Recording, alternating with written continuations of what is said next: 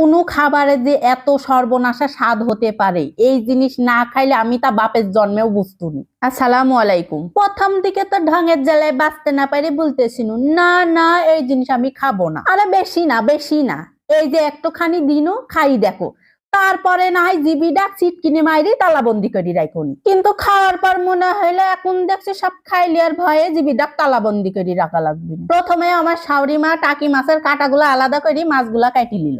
এরপরে মাছের গায়ে নুন হলুদ মাখা কড়াইতে খুবই সামান্য তেল ফেলা দিয়ে মাছগুলা একটু সময় নিয়ে ঝুরঝুরি করে ভাজি নিতে হবে। আমারে কুষ্টিয়া এলাকায় এই মাছে টাকি মাছ, চ্যাং মাছ, আবার অনেকে গাইরি মাছ বলেও ডাকি থাকে। আপনারা এই মাছে কে কি নামে চিনেন অবশ্যই কমেন্ট করে জানা যাবেন। মাছগুলা ভাজতে ভাজতে যখনই করার গাত থেকে সাইডে আসবি ঠিক তখনই মাছগুলা নামা নিতে হবে। মাছগুলা নামালি ওই একই কড়াইতে আরো সামান্য পরিমাণ তেল ফেলা দিল।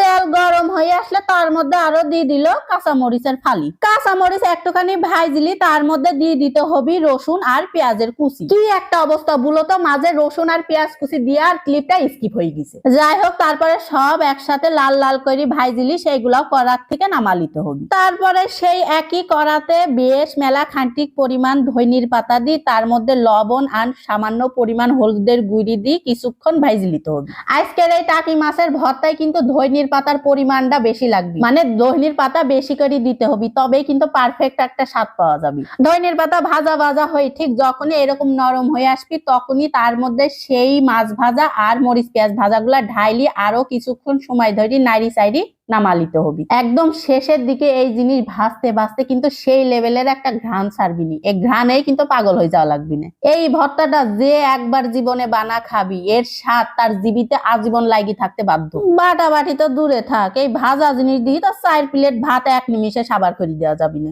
এবার চলে গেল পাটায় বাইটি লিয়ার জন্য। তোমরা আবার ঢং দেখাতে যাই বিলিন্ডারে বাইটি লিতে যাও না। তোমরা যদি আবার দুধের স্বাদ ঘোলে মিটাতে চাও তাইলে বাবা বিলিন্ডারে বাইটি লিতে পারো। আমি যেহেতু ক্যামেরাম্যান তাই দেবরেক লাগা দিছি বাটাবাটির কাজটা সারার জন্য। বাটাবাটির কাজটা কিন্তু একদম মিহি মুলায়ম করে নিতে হবে। আগে তো টাকি মাছ দেখলেই কি রকম জানি গায়ের মধ্যে কাটা দিয়ে উঠতো, কিন্তু এই জিনিস খাওয়ার পরে আমি এই টাকি মাছের সব থেকে বড় ভক্ত হয়ে গেছি।